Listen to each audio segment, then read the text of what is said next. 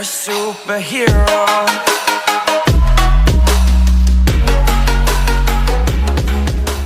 Hello mga kamanhwa! Isang magandang Sunday pala sa inyo.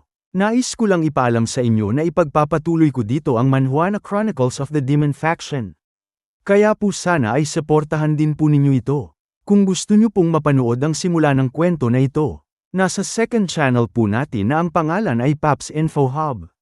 Ilalagay ko po ang link sa description. Nais ko rin ipaalam sa inyo na nandoon din po ang mga ni-recap natin gaya ng Northern Blade, X at Ash, at Spear Knight. Punta lang kayo sa playlist ng channel natin. Bisitahin nyo na lang po kung gusto ninyong mapanood muli. Maraming salamat po sa inyong walang sawang pagsubaybay. Ang mga next chapter po pala ng Joe Fan, Lushing at iba pang nire-recap ni Tatak Noipi ay doon na niya i-upload sa kanyang channel. Tama po kayo nang narinig. Naibalik na po ang channel ng ating idol. Kaya nagpapasalamat talaga kami ng lubos sa inyong paghihintay at pagsuporta. God bless po. Simulan na nating ang kwento. Nagsimula ang chapter na ito kung saan maririnig ang dalawang guard na nag-uusap habang nagbabantay sa tarangkahan ng palasyo ng The Demon Cult. Tinanong ng isa sa kanila ang kanyang kasama kung ano ba daw kaya ang pakiramdam na maging isang Supreme Demon. Sa halip na sumagot ay sinabihan niya ang kanyang kasama na tigilan na daw nito ang mangarap ng gising at mag-focus na lamang daw sa kanyang training. Dahil kailangan daw niya munang i-master ang Elemental Resistance. Isang ability na maka-adapt sa kahit na anong climate o environment. Tumugon naman siya na imposible daw yun maabot dahil masyadong humid daw sa lugar na ito. Sinabi niya rin na 10 taon na daw siyang nandito pero hanggang ngayon ay hindi pa rin daw niya ito kaya. At taglamig lang daw ang tanging panahon na kaya niyang tiisin. Tumugon naman ang kasama niyang nasa kanan na huwag daw nitong sabihin yon. Dahil alam naman niya na nagmula siya sa Hilaga. Kaya tinanong niya na lang ito na kung malapit na ba daw niyang maabot ang Elemental Resistance. Tumugon naman ang kasama niya na hindi naman daw sa gusto niyang maging katulad ng The First Prince. Dahil alam naman daw niyang hindi yun kailanman mangyayari. Pero iniisip daw niya na sana man lang daw ay maging katulad siya ng The Third Prince. Nagulat naman ang kasama niya at sinigawan siya nito. Nasisiraan na ba daw siya ng bait? At sa tingin ba daw niya ay ganun lang yun kadali? Ang mangin kagaya ng antas ng isang tao na kayang pahiyain kahit pa ang mga henyo. Tumugon naman ang kasama niya at sinabi na okay na daw, naiintindihan na niya ang ibig niyang sabihin. Pero para daw sa kanya wala pa rin daw panama ang ikatlong prinsipe laban sa unang prinsipe. Saad pa niya, hindi ba daw narinig ng kasama niya ang balita? Ang unang prinsipe daw ay naabot na ang antas ng pagiging isang Supreme Demon. At nais niya lang ipaalam sa kasama niya na iilan lamang na tao ang nagawang umabot sa antas na yun bago sila sumapit sa edad na 40. At walang kaano-ano ay may napansin siya sa hindi kalayuan at patungo na ito sa kanila. Wika niya, mukha daw ang isa sa kanilang units ay nakabalik na mula sa isang misyon. Ang grupo pala ng The Ruthless Barbarians ang dumating. Hinarap sila ni Hungrion at nagpakilala ito na siya ang leader ng kanilang grupo at kababalik lang nila mula sa isang misyon. Sinabihan naman siya ng mga gwardya na ipakita daw nito ang kanyang emblem. Na siya namang sinunod ni Hungrion. Nang makita nila ito agad naman silang nagpasalamat sa matiag ang pagtatrabaho ng kanilang grupo. Kaya inutusan ng gwardya ang kanyang kasama na ipaalam agad ito sa kanilang superiors. Na siya namang sinunod kaagad ng kanyang kasama. Ipinaalam din ni Hungrion na siya na ang baalang mag-escort sa ikatlong prinsipe at sa mga bisita nito. Na siya namang ikinagulat ng mga gwardya na kasama nila ang ikatlong prinsipe. Agad naman nagpakawalan ng isang malakas na chi ang ikatlong prinsipe na sa sobrang lakas ay napatulala silang dalawa. Sa paglabas ni Hajen mula sa karawahe sinabi niya na patawarin daw siya nila sa ginawa niya. Dahil nahihirapan daw siyang kontrolin ang kanyang chi dahil masama sa ngayon ang kanyang pakiramdam. Saad pa ni Hajen, ipaalam daw nila sa the leader of the Demon Cult na patungo na daw siya para makita siya. At nagsimula nang pumasok ang karawahe. Habang ang isang gwardya naman ay tulala pa rin at masyadong nagulat sa kanyang nakita. Tinanong naman siya ng kanyang kasama na kung naiintindihan na ba daw nito sa ngayon ang lahat. Hindi lang daw ang First Prince ang tanging nakaabot sa antas ng pagiging isang Supreme Demon. Sa loob naman ng palasyo ng The Demon God ay maririnig na nagre-report si Yosong sa The Demon Lord. Pagkatapos ay tinanong naman siya ng The Demon Lord na kung kamusta naman daw ang Secret Division sa ngayon. Sumagot naman si Yosong na nasa tamang landas daw ang lahat. Maayos ang budget at mabilis na nakakaangkop ang mga bagong recruit. Nang marinig ito ng The Demon Lord ay agad niyang iniutos kay Yosong na oras na daw para sa kanila na ipadala sila sa labas ng The Demon Cult. Mukhang nagulat naman si Yosong nang marinig niya ito at siya ay nagsalita sa kanyang isipan. Sinabi niya na kung nais daw ng The Demon Lord na immobilize ang kanilang intelligent unit, malamang daw ay gusto nitong makakuha ng intel mula sa external groups tulad ng The Divine Justice Alliance. Kaya tinanong niya ito na kung gusto ba daw nito ng mas malinaw na larawan ng mga panlabas na usapin. At kung ganun daw ay gagawin niya ito. Pero nais niya lang itanong kung bakit. Habang nagbubuhos ng kanyang alak ay sumagot naman ang Demon Lord. Sinabi niya na mukhang ito lang daw talaga ang tamang panahon, yun lang. Ngunit, nang marinig ni Yosong ang kanyang sagot, sinabi niya sa kanyang isipan na ang ganyang kalaking sagot daw ay nangangahulugang malamang na kutob lang ang pinapairal niya. Gusto pa daw niya sanang malaman kung bakit, pero hindi naman daw ito ganoon kahalaga. Saad pa niya, kung tama ang kanyang hinala, maaaring maging seryoso nga daw ito. Pero kahit na ganoon ay sinunod pa rin niya ang utos ng kanilang Panginoon. Dagdag pa ni Yosong, malapit na ang taglagas. Magiging abala ang lahat sa pagsisikap na maabot ang kanilang mga target para sa katapusan ng taon. At ang mga candidates na lamang ang maiiwang may libreng oras. Tumugon naman ang Demon Lord na tama nga daw yun. Kaya tinanong naman ni Yosong na kung ihahanda ba daw nito ang entablado para sa kanila. Sumagot naman ang Demon Lord na hindi siya ang gumagawa nun kundi sa halip sila mismo. Tumugon naman si Yosong na tama ka nga naman. At sinabi ng The Demon Lord na titingnan daw nila kung sino ang nakatadhanang umangat at kung sino ang nakatadhanang bumagsak. Nang marinig ito ni Yosong, iminungkahi niya na hindi ba daw dapat subukan man lang muna ng The Demon Lord na gawing patas ito para sa kanila. Sumagot naman ng Demon Lord at sinabi na ang buhay ay hindi patas. Sabay labas ng isang bagay.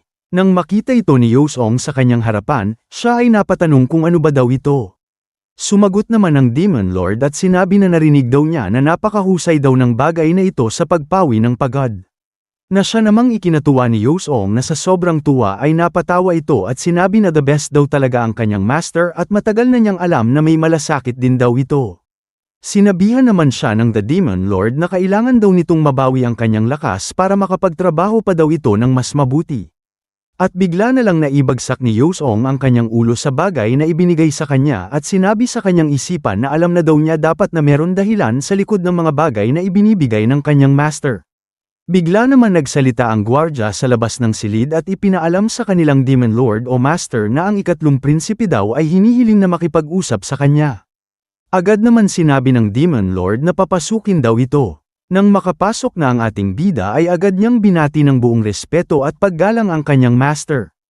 At nang mapansin niya si Yosong na nasa loob ay sinabi niya na hindi daw niya alam na may kasama sa loob ang kanyang master kaya tinanong niya ito kung nais ba daw niya munang lumabas siya at maghintay. Tumugon naman ang kanyang master at ipinaalam kay Rayang na kakatapos lang daw nilang mag-usap. Agad naman naglakad palabas si Yosong habang tinitingnan si Rayang at binati niya ito sa pamamagitan ng pagtango. At ganun din ang ginawa ni Rayang, subalit sa kanyang isipan ay sinabi niya na base lamang daw sa pagtingin sa kanya ni Yosong. Nais daw siya nitong dumaan muna sa kanyang lugar para lamang magtsaa sila mamaya. Agad naman hinarap ni Rayang ang kanyang master at sinabi na nakabalik na siya. Pinaupo naman siya ng kanyang master, na agad naman niyang ginawa at huminga ng malalim at malakas na sinabi na kamuntika na daw siya sa misyong yun. Agad naman sinabi ng kanyang master na yun daw ang landas na pinili ng ating bida. Na para bang sinabi niya na ginusto mo yan kaya huwag kang magreklamo. Na agad naman naintindihan ni Rayang at napasabi na lang sa kanyang isipan na wala daw siyang may masasabi tungkol sa bagay na yun. Napansin naman ng kanyang master na hindi pa siya tuluyang naka-recover mula sa kanyang mga injuries. Sinabi naman ni Rayang na ang kanyang recovery ay naging matagal kaysa sa kanyang inaasahan. Nagsalita naman ang kanyang master at sinabi na mas komplikado na daw ito sa ngayon. Ngunit, hindi naman naiintindihan ni Rayang ang ibig niyang sabihin at napakamot na lang ng kanyang ulo. Ngunit parang may napansin ang kanyang master sa kanya. At agad itong tumayo mula sa kanyang upuan. Nilapitan niya si Rayang at tinanong na kung gusto ba daw niyang uminom.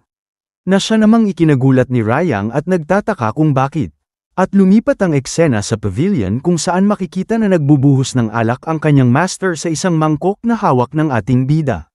Nagpasalamat naman si Rayang at nang iinumin na niya ito ay bigla siyang pinatigil ng kanyang master at sinabi sa kanya na bago daw niya itong inumin. Kailangan daw niya munang pagalingin ang kanyang mga injuries. Nagulat naman si Rayang at nagtataka kung bakit. Kaya sinabihan siya ng kanyang master na hindi daw niya maiinom ang mamahaling alak na ito sa kasalukuyan niyang estado. Dahil kung hindi daw niya kayang pagalingin ang isang simpleng mga injuries, iminumungkahi niya na umalis na lamang daw ito. At lumaki ang mga mata ni Rayang sa sobrang pagkabigla at napasabi sa kanyang isipan na ito na naman daw ang kanyang master.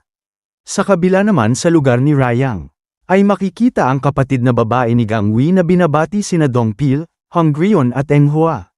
Tinanong ni Enghua kung sino ba daw siya. Sinabi naman ni Dongpil na siya daw ang babaeng hostage, ay hindi pala, kundi ang babaeng bisita pala ng kanilang young master. Bigla naman siyang tinukso ni Hongrion gamit ang siko at sinabi na mukha daw na dagdagan na naman ng isa pang palamunin si Enghua. Bakas naman sa mukha ni Enghua ang inis at napatanong kung ano ang ibig sabihin ni Hongrion. Ipinakilala naman ng babae ang kanyang sarili, siya daw ay si San Grinyo. At nagagalak daw niya silang makilala. Bumalik naman ang eksena sa pavilion kung saan nagsimula ng pagalingin ni Rayang ang kanyang mga injuries. Sinabi niya sa kanyang isipan habang inaalala ang nangyari sa Mountain of Misery. Nagawa daw niyang maiwasan ang isang nakamamatay na atake mula sa teknik ng The Lord of the Beast Palace na si Cheno sa pamamagitan ng pagpapabagsak niya sa isang unstable na bangin. Ngunit doon naman daw siya nabigyan ng isang internal injury ni Cheno. At makikitang nagsimula ng pagalingin ni Rayang ang kanyang mga injuries. At ang una niyang ginawa ay panatilihing matatag ang kanyang mga chi center upang simulan ang proseso ng paggaling. Kung hindi niya mapapanatili ang balanse sa pagitan ng mga ito, mas dadaan siya sa mas malalaking problema mamaya. Dahil dito, buo pa rin ang kanyang mga chi channel, at malayang dumadaloy ang kanyang dugo, at nasa napakahusay na kondisyon rin ang kanyang core. Ngunit, sa kabila ng lahat ng yan, hindi pa rin daw siya gumagaling. Patuloy na dumadaloy ang maruming chi mula sa pagitan ng kanyang baga at puso, kaya nahihirapan siyang huminga. Alam niya rin na hindi makatutulong ang 9th Great Demonic Martial Art, pero hindi rin gumagana ang unrelenting chi style na karaniwang nagtatanggal ng anumang maruming chi habang pinagagaling ang katawan. Sa katunayan, kabaligtaran ang ginawa nito at pinarami pa ang maruming chi. At kahit ang presensya ni Goldie ay hindi nakatulong sa kanyang paggaling. Sabay mulat ng kanyang mga mata, napansin naman ng kanyang master ang kanyang napakahusay na konsentrasyon. Saad pa niya, malinaw na handa ang ikatlong prinsipe na makuha ang kanyang layunin sa kahit na anong paraan, pero darating ang araw, na ito din daw mismo ang hihila sa kanya pabalik. At sabay niyang inihampas na malakas ang bote ng alak sa lamesa at sumigaw ng malakas. Sinabi niya kay Rayang na siya daw ang problema, na siya namang ikinagulat ni Rayang. Wika pa ng kanyang master, higit pa daw sa sapat ang kakayahan ng ikatlong prinsipe para pagalingin ang kanyang mga injuries. At ang katotohanan na nahihirapan siyang gawin ito ay isang kalokohan. Mukhang nagalit at nainis ang Demon Lord sa ginagawa ni Rayang. At para sa kanya hindi ito katanggap-tanggap. Nagsalita naman si Rayang sa kanyang isipan. Napatanong siya kung paano daw ito nangyari. Dahil ginawa naman daw niya ang lahat pero wala pa ring gumana. Naiinis namang nagsalita muli ang Demon Lord at sinabihan si Rayang na nakalimutan na daw nito kung sino siya talaga. Nagulat naman si Rayang nang marinig niya ito. Kaya napatanong siya sa kanyang isipan kung ano ang ibig sabihin ng kanyang master. Mayroon ba daw siyang hindi napapansin sa buong oras na ito? Ano daw ang kanyang nakaligtaan? Ano ba daw yun? Napuno si Rayang ng katanungan sa kanyang isipan at walang kaano-ano ay may bigla siyang naalala. Isang bagay at yun ay ang katotohanan na hindi siya si Hajan Chon. Ang assassin na nagpabihasa sa mga imposibleng teknik. Kundi sa halip siya daw ay si Rayang So, ang Demon Warrior ng The Demon Cult. At muli siyang nag-focus at sinabi na dapat daw niya itong lutesin tulad ng isang tunay na Demon Warrior. Hanggang sa may lumabas na dugo mula sa kanyang ilong at bakas sa mukha niya ang ngiti na tila bang may natuklasan siya na isang bagay. At napasabi sa kanyang isipan na yun daw ang kanyang nakaligtaan. At napangiti ang kanyang master sa kanyang ginagawa. Sa loob ng chi center ni Rayang ay narinig niya mismo ang isang boses na nagsasabi sa kanya na nakalimutan na daw nito kung sino siya talaga. Nagtanong siya kung kay sinong boses daw ito. At dito niya napagtanto na siya ay nasa loob ng kanyang chi center. Nakita niya sa kanyang harapan ang kanyang master at ito ay nagsasalita. Sinabi nito sa kanya na nagulat daw siyang makita na ang isang bihasang swordsman na tulad ng ating bida ay nakalimot sa ganoong pangunahing principle ng chi manipulation. At ang dahilan daw kung bakit hindi gumagaling ang kanyang internal injury ay dahil pinagsama niya ang the 9th grade demonic martial arts sa isang disiplina na hindi angkop dito. Lumaki naman ang mga mata ni Ryan nang marinig niya ito at salamat sa kanyang master at nalaman niya na iyon ang dahilan kung bakit siya nahihirapan. Kung ang peak ng divine arts ay nakasalalay sa paggamit ng upper chi center, ang ultimate goal naman ng demonic arts ay ang pag-unlock ng central chi center. Ang central chi center ang kumokontrol sa 5 pagnanasa at 7 emosyon, joy, lust, anger, hate, sorrow, love, at pleasure. Kailangan daw niyang humugat ng lakas mula sa matitinding emosyon bilang nutrisyon para gumana ng tama ang demonic martial arts niya. Nang marinig ito ni Ryan, sinabi niya sa kanyang master na alam na daw niya ang tungkol dito. Tumugon naman ang kanyang master. Kahit daw na alam na niya ang tungkol dito, nagbibigay pa rin daw siya ng pagkakaiba sa pagitan ng paggamit ng kanyang demonic martial arts at ng kanyang paggaling. Saad pa niya, ito rin daw ang dahilan kung bakit nakakaramdam siya ng patuloy at hindi komportableng presyon sa pagitan ng kanyang puso at baga. Iyan ang sakop ng Central Chi Center. Ang paggamot dito sa pamamagitan ng pagtuon lamang sa lower at upper chi centers ay hindi maglulutas sa problema. At mula sa perspektibong yan, hindi daw siya maituturing na isang tunay na demon warrior. Tulad ng ipinahihiwatig ng pangalan, ang pagiging isang supreme demon ang pinakamataas na antas na maaari niyang marating bilang isang demon warrior. Nangangahulugan nito na ang lahat ng kanyang ginagawa ay dapat nagmumula sa demonic martial arts mismo.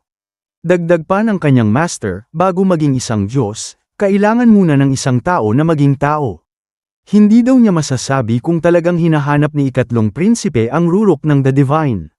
Gayunpaman, ang sinumang hindi pa tunay na nakararanas ng 5 pagnanasa at 7 emosyon ay hindi kailanman makatatawid sa kanilang mga limitasyon bilang tao. Kailangan mong makaramdam ng galit, kagalakan, at dalamhati. Ang isa lamang na nakaranas ng lahat ng emosyong ito ang maituturing na isang tunay na pambihirang nilalang. Upang makatuntong sa rurok ng kabanalan, kailangan munang maunawaan ang tunay na kalikasan ng paglikha. Napaisip naman si Ryan matapos marinig ang mga sinabi ng kanyang master. Sinabi niya na ito daw ay nakakapagtaka, dahil ang mga martial principles daw sa mga sinasabi ng kanyang master ay hawig na hawig sa mga virtuous sects. At malaki daw ang tsansa na ang taong ito ay naabot na ang true enlightenment.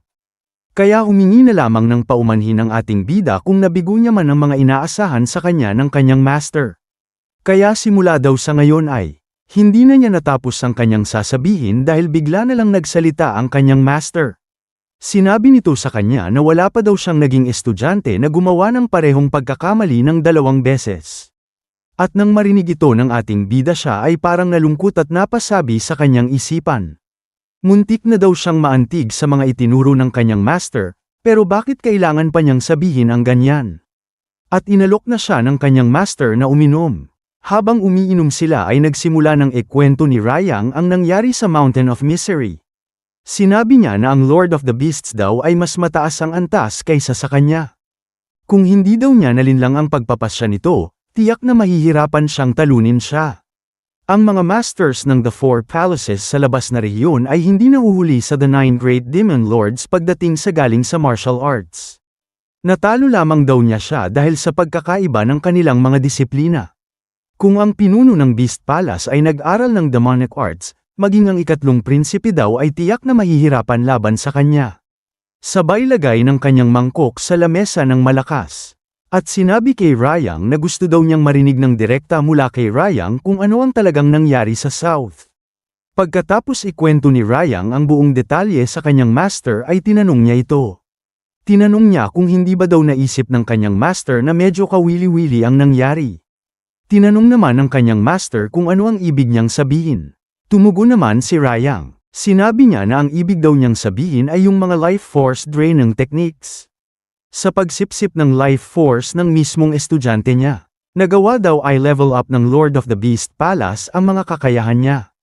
Bago pa man niya simulang talakayin kung gaano ka-unethical yun. Napapansin daw niya na mas marami ng kakaibang martial arts na gaya nun nitong mga nakaraan. Hindi daw niya alam kung bakit pinipili ng ibang tao ang mamuhay sa ganoong paraan. Tinanong naman siya ng kanyang master na kung sa tingin ba daw niya ay kakaiba yun. Sumagot naman si Rayang ng isang katanungan. Sa tingin ba daw ng kanyang master ay kakaiba ito? Tumugon naman ang kanyang master at sinabi na kung kakaiba daw ang tingin nito tungkol riyan, marahil ay dapat daw isipin ng ating bida ang natatanging kalikasan ng sarili niyang landas. Ngunit sumagot naman si Rayang na hindi pa daw siya kailanman nag-absorb ng life force ng sinuman. Ngunit ipinaalala sa kanya ng kanyang master na kinain daw niya ang divine elixir sa loob ng bamboo forest of solitude. Nang marinig ito ni Rayang ay lumaki ang mga mata niya sa pagkagulat at siya ay napatigil sa pagsasalita na tila bang nagtataka kung paano ito nalaman ng kanyang master. Wika pa ng kanyang master, ang mga core technique ay isang paraan ng pagpapadaloy ng lakas ng kalikasan sa loob ng katawan upang alisin ang mga dumi at magtamo ng lakas. Sa pamamagitan ng pagpapadaloy ng lakas na ito sa buong katawan at pag-aalaga nito sa loob ng mga chi center, ang lakas ay nagbabago upang maging tunay na chi. Sa loob ng malawak na kalikasan, may mga hayop, puno, at tao. Sa pangkalahatang pananaw, ang lahat ng nilalang na ito ay nagsasanay ng martial arts sa parehong paraan. Kung hindi daw nila sila huhusgahan mula sa pananaw ng etika, walang malaking pagkakaiba sa pagitan daw ng ating bida at ng pinuno ng The Beast Palace. Sa huli, ang pamamaraan o teknik na ginagamit daw ni Rayang ay hindi na mahalaga. Ang mahalaga ay ang pagpapanatili ng kanyang pagsisikap at determinasyon na patuloy na higaitan ang kanyang sarili. Kahit na mas malakas na siya sa ngayon. Napahanga naman si Rayang matapos marinig ang lahat ng mga sinabi ng kanyang master at napasabi na lang sa kanyang isipan. Tunay daw na may natatanging pananaw ang kanyang master. Marahil, ang pananaw daw na ito mismo ang siyang humubog sa kanya kung ano siya ngayon. Kaya napatanong si Rayang sa kanya kung mayroon ba daw katulad na teknik sa loob ng The Demon Cult. Sumagot naman ang kanyang master na oo, meron. Ngunit pini-preserve lamang daw nila ito. At sa ngayon daw ay walang sino man ang nagpapairal o gumagamit nito. Kaya napatanong si Rayang kung bakit daw wala. Sumagot naman ang kanyang master na sa kadahilanan na ipinagbabawal niya ito. At ang life force absorbing techniques daw ay fundamentally unsuitable para sa demonic arts. Nang marinig ito ni Rayang, napuno ng pagtataka ang kanyang isipan. Dahil maraming tao ang nagsasabi na ang teknik na ito ay isang demonic technique. Pero siya ay napapatanong kung bakit sinasabi ng kanyang master na ito daw ay hindi angkop para sa demonic arts. Saad pa ng kanyang master, marahil daw ang mga teknik na ito ay angkop lamang para sa mas mabababang antas ng demonic arts. Ngunit ang mga tunay na demonic technique, hindi tulad ng divine arts ng mga righteous sects, ay nagbibigay ng mas malaking halaga sa pagkamit ng agarang enlightenment.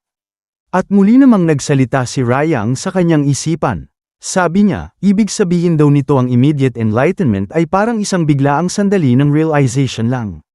Pero wala siyang kinalaman sa pag-drain ng life force ng ibang tao.